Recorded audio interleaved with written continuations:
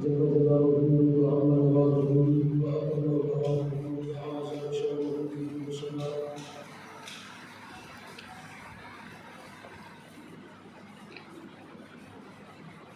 सय्यिद कौम मकान सय्यिद शफ़ी मुज़लिमा हुज़ूर ताजदार क़ल्ब ज़मान सल्लल्लाहु तआला अलैहि वसल्लम की बारगाह मुक़द्दस में हदीया शुमा खुदा के कुछ की बारगाह में दुआ हम सबका परवरदिगार हमारी आज की हालत को अपनी बारगाह में कबूल फरमाए और इसकी बरकत से रब्बुल आलमीन हमें सगायर कबायर की माफ़ी अता फरमाए।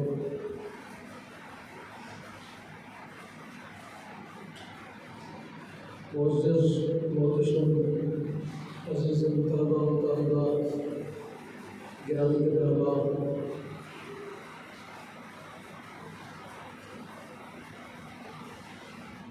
रमज़ान मुक़द्दस का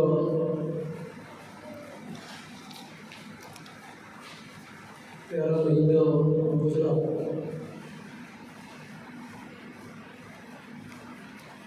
और उसके मुंतज़िर जो अगला महीना है शव्वाल का महीना है जो भी रवा है जारी व सारी है। इस माह मुक़द्दस के साथ भी मुसलमानों की तारीख़ी यादें वाबस्ता हैं।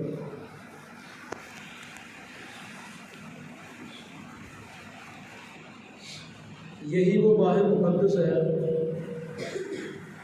जिसकी यकम को आप ईद उल फितर करते हैं और यही वो माह मुक़द्दस है जिसमें हज़रत सय्यिदुश शुहदा अम्मे रसूल महबूब रसूल अबू अम्मारा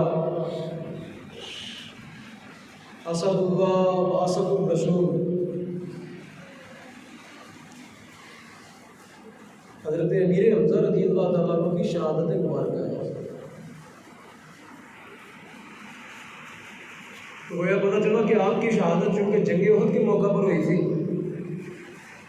तो ये पता चला कि जंग उहद जो है वो इस शवाल के महीने में है और 15 शवाल जो है आपकी शहादत मुबारक में है। तो इस माह मुक़द्दस के अंदर जंग उहद पड़ी है और जंग उहद इस्लाम के अंदर एक बड़ी तारीख़ी जंग बद्र के बाद सबसे जो बड़ा मार्का बपा हुआ वो जंग उहद का है, ग़ज़वा उहद है, जिसके अंदर नबी करीम सल्लल्लाहु अलैहि वसल्लम को अल्लाह की राह में बहुत से ज़ख्म उठाने पड़े। दावत दीन के मामले के अंदर सरकार दो आलम के दंदान मुबारक भी शहीद हुए, सरकार दो आलम के मुबारक सर के ऊपर भी चोटें आई और आपके जिस्म के बाकी हिस्सों पर भी ज़ख्म लगे और बहुत से सहाबा इसके अंदर शहीद भी कर दिए। 70 के करीब सहाबा इसमें शहीद भी हुए और उनके अंदर जो सबसे बड़े सय्यिदुश शुहदा हैं वो कौन? हज़रत अमीर हमज़ा रज़ियल्लाहु तआला। तो बड़ी यादें वाबस्ता हैं मुसलमानों की इस माह मुक़द्दस के साथ। उसी हवाले से चंद बातें मैं आज आपकी खिदमत दर्ज करना चाहता हूँ कि इस्लाम में कुर्बानियों की एक दास्तान है।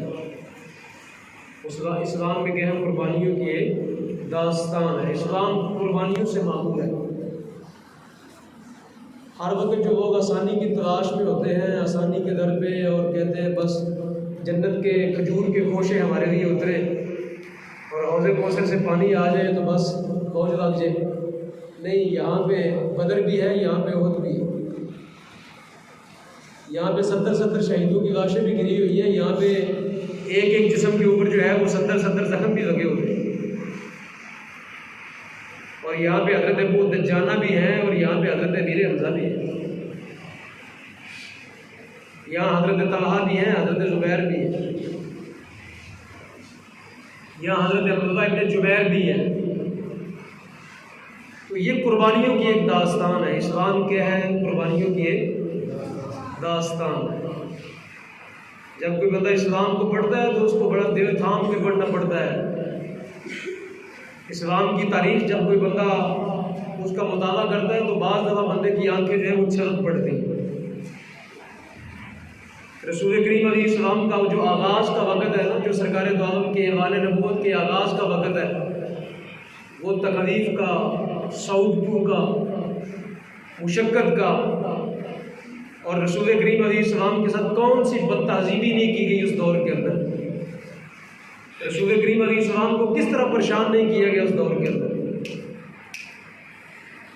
तो इस्लाम जब ये तारीख़ी लम्हात पढ़ता है तो इंसान की आंखें छलक पड़ती हैं और इंसान को अपने आप से ऐसे जिस तरह वो हल्का महसूस करता है कि यार मैं क्या हूँ, मेरा क्या किरदार, मैं किस खाते में हूँ, मेरे लिए मैंने तो कभी आज के लिए इस्लाम के लिए एक कुर्बानी भी नहीं दी।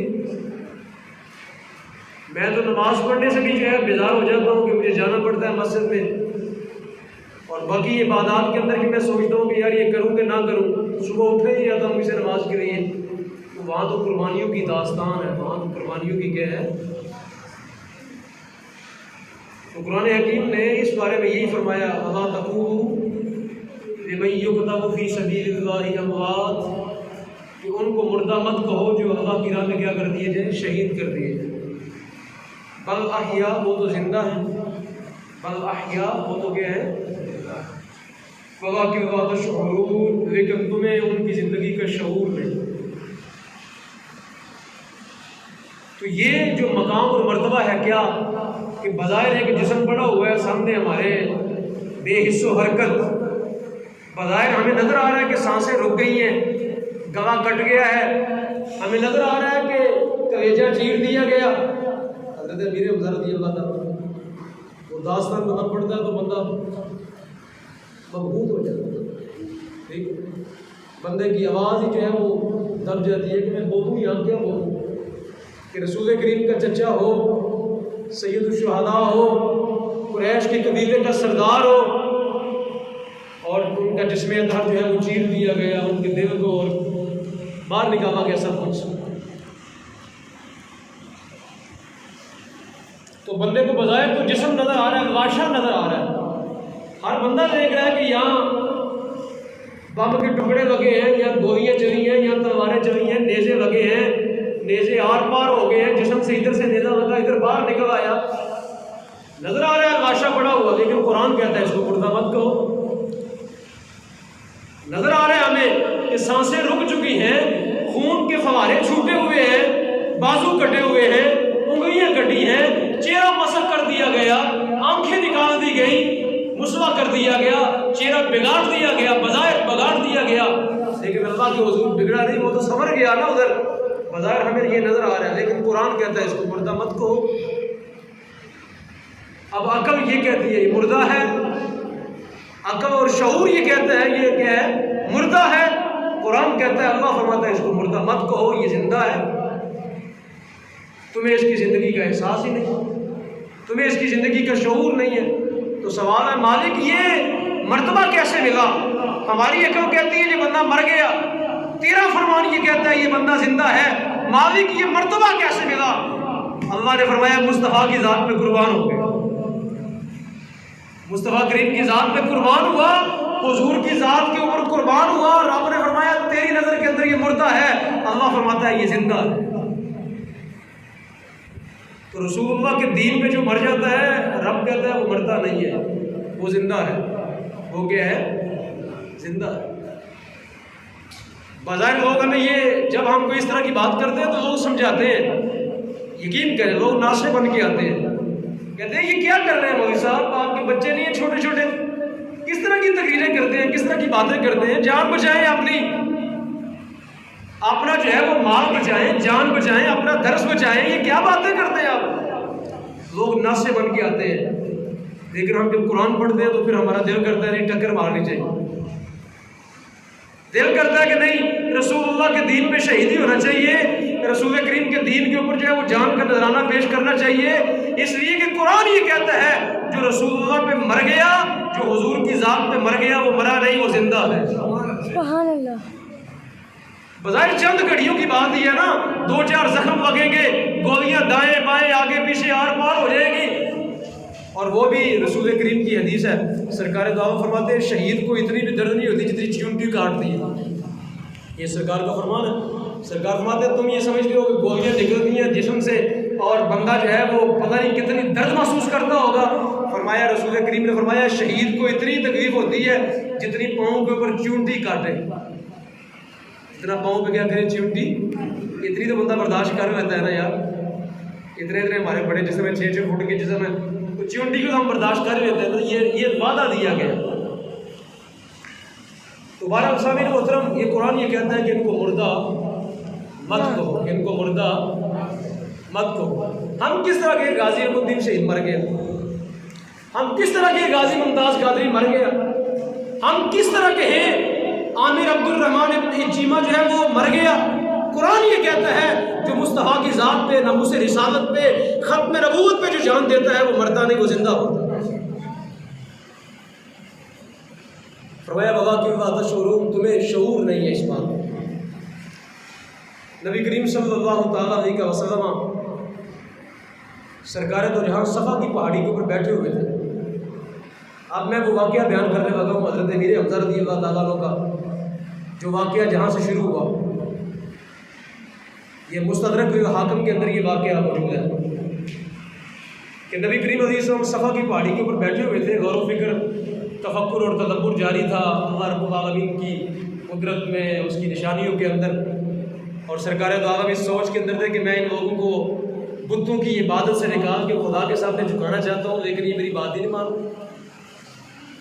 मैं इनको दावत हक देता हूँ और ये शिरक के पीछे भागते हैं। मैं कहता हूँ खुदा को एक मान लो, ये कहते हैं नहीं खुदा को एक नहीं, 360 खुदा है। तो सरकार दो आलम अपनी कैफियत में बैठे हुए थे। अबू जाल का वहाँ से गुजर हुआ, रासुल मुशरिकीन अबू जाल, जैबू का बाप। वैसे उसकी नीयत पता क्या थी, अबुल हेकम। वैसे उसकी जो सही की नीयत थी वो क्या थी, अबुल हेकम। हेकम कहते हैं हिकमतों का बाप। हेकम जब है हिकमत की, और हिकमत किसको कहते हैं, दानाई को। हिकमत किसे कहते हैं, दानाई, अक्लमंदी। उसका जो असली लक़ब था वो था अबुल हेकम। लेकिन रसूल करीम को ना मान के वो क्या बन गया, अबू जहल बन गया। अपने दौर का वो बड़ा दानिश्वर था, बड़ा नासिर था, बड़ा मुस्लिह था, अपनी कौम का बड़ा सरदार था और बड़ा उसको बहादुर माना जाता था। और अपनी कौम के अंदर उसका बड़ा एक मर्तबा था, लोग उसके सामने हाथ बांध के खड़े होते थे। कुरैश मक्का उसको अपना आका और मौला कहते थे, अबू हेकम कहते थे कि बड़ा दाना बीना, बड़ा अक्लमंद शख्स है। लेकिन रसूल करीम के साथ फटा डाला तो तारीख़ इस्लाम के अंदर क्या हो गया, अबू जहल, जहालतों का बाप। पता चला कि रसूलुल्लाह की निस्बत मुयस्सर आ जाए तो हबशे का बिलाल क्या बन जाता है, सैयदुना व मौलाना बन जाता है। अगर रसूल करीम का चचा हो लेकिन मुस्तफ़ा करीम का दुश्मन हो जाए तो अबू हेकम से गिरता है और अबू जहल बन जाता है।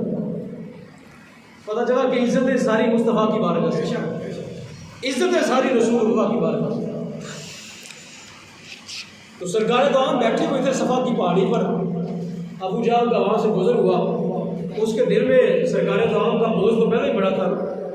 जब से सरकार ने कहा ये तेरे बुत पे है, ये सारे बातें है, ये तेरा जो दीन है ये सब गवाज़त का पलंदा है और अल्लाह रब्बुल आलमीन के दीन हक़ को तू कबूल नहीं कर रहा, तो उसके दिल में नफरत तो सरकार की पहले बड़ी थी। उसको मौका मिल गया कि अकेले बैठे हुए, चलो आज अपना बोझ पूरा कर लो, आज अपनी दिल की भड़ास निकालो। उसने सरकार को गालियाँ देनी शुरू कर दी। रसूल करीम अलैहिस्सलाम को नंगी गालियाँ देनी शुरू कर दी। और जब उसके दिल की प्यास न बुझी तो उसके हाथ में सोटी थी, उसने सरकार दो आलम को मारना भी शुरू कर दिया। अब ये तारीख़ इस्लाम है ना, ये तारीख़ इस्लाम का ये दौर भी है ना कि रसूल करीम अलैहिस्सलाम को जो पैगम्बर आखिर ज़मा है, जो ख़ातमुन नबीयीन है, जो इमामुल अंबिया है, जो अल्लाह के सबसे बरगुज़ीदा और महबूब और हबीब किबरिया है, एक वक्त आया कि उन पर भी सोटियाँ बरसाई गई। एक वक्त आया उन पर भी क्या की, सोटियाँ बरसी। एक वक्त आया कि उन पर ज़ुल्म और तशद्दुद किया गया। आप ये समझे कि दीन इतना आसानी से पहुँच गया हमारे पास। आप ये समझे कि बस नहीं, दीन ये पैदाइशी हमें अता हो गया बस। अरे ये रसूल करीम सल्लल्लाहु अलैहि वसल्लम की उन मुश्किलात को याद करो जब सरकार दो आलम को शेर अबी तालिब के अंदर 3 साल के लिए बंद कर दिया। जब क्या तो बंद की सहूलतें मेरे मुस्तफ़ा करीम को, आज भी आप मक्का शरीफ जाए ना, तो जो मक्का शरीफ जो सफ़ा मरवा की पहाड़ी है, जो मरवा की पहाड़ी है, मरवा के सामने दरवाज़ा बाहर निकलता है, उसको कहते हैं बाबे गज़ा, उसे कहते हैं बाबे गज़ा। जब उधर से निकलते हैं ना तो सामने आपको बसों का अड्डा नजर आता है। वो जो बसों का अड्डा है ना, वहाँ शेब अबी तालिब था, वहाँ वो पहाड़ी थी, दो पहाड़ियों के दरमियान सरकार दो आलम 3 साल का अरसा रसूल करीम ने उसके अंदर गुजारा, जो आज की जेल होती है जिस तरह। तो उसने नबी अलैहिस्सलाम को मारना शुरू कर दिया। अब बताइए क्या अल्लाह रब्बुल आलमीन की ज़ात कादर नहीं थे इसके हाथ टूट जाते? बताइए। मैं जो रुक के मैं बात करने लगा हूँ, आपने वाकया सुना होगा, पढ़ा होगा, लेकिन मैं अपनी नज़र से बयान करने लगा हूँ इस वाकया को, ज़रा सुनिएगा। क्या रब चाहता तो अबू जहल के हाथ ही टूट जाते? उसी वक्त टूट नहीं जाते। क्या रब इस बात पे कादर नहीं था कि मौत का फरिश्ता आता और अबू जहल की क्या करता, उसी वक्त क्या कर लेता, कब्ज़ कर लेता? रब इस बात पे कादर नहीं था? नहीं था, था, लेकिन नहीं किया, नहीं किया। सरकार दो आलम को उसने मारा, सरकार दो आलम को गालियां दी उसने। क्या पता चला? इन तंसुरुल्लाह यंसुरकुम, पता ये चला कि पहले कुर्बानियां देनी पड़ती हैं, फिर मेहरबानियों के दरवाजे खुलते हैं। पता ये चला कि पहले कुर्बानियों की दास्तान रकम करनी पड़ती है। एक जमाना आता है कि सब्र और रज़ा का पैकर बनना पड़ता है। रसूल करीम अलैहिस्सलाम चुप करके सब्र के दामन के साथ उससे मार खा रहे थे। सरकार ने एक दफा भी उसको पकड़ के जो है जवाब नहीं दिया, क्योंकि रब का हुक्म यही था कि ए मुस्तफ़ा करीम आपका पाक लहू बहेगा तो ये ज़मीन क्या हो जाएगी, गंदगी और शिरक से क्या हो जाएगी, पाक हो जाएगी। कुर्बानियों की दास्तान रकम होगी तो क़यामत तक मुसलमानों के लिए उसवा बनेगा, नमूना बनेगा कि दीन के लिए मार भी खानी पड़ती है। अल्लाह की दीन की दावत के लिए क्या करनी है, बंदे को मार भी खानी पड़ती है, जेलें भी काटनी पड़ती है। ये भी दीन का हिस्सा है कि एक वक्त में ये भी काम करना पड़ता है। रसूल करीम अलैहिस्सलाम लहू बहान हो गए, वो अपने दिल का गुस्सा निकाल के आगे जाके घर में मक्का के अंदर बैठ गया। मक्का शरीफ का जो मताफ है वहाँ बैठ गया, जो उसका कबीला बैठा हुआ था, जाके बड़ा फखरी अंदाज में कि मैं आज बड़ा मार का सर कराया, मैं आज जंग का मैदान फतह कराया। बंदे के अंदर जो होता है वो जब निकल जाता है तो बंदा महसूस करता है मैं बड़ा शेर हो गया। वो जाके अपने कबीले को बताने लगा कि मैं ये काम कर रहा है। नबी अलैहिस्सलाम उठे, सरकार दो आलम का चेहरा मुबारक जो है वो बहान है, कपड़े आपके, आप उठे, घर में तशरीफ ले। घर में सरकार दो आलम इसी हालत में चले गए। अब दास्तान का दूसरा हिस्सा है।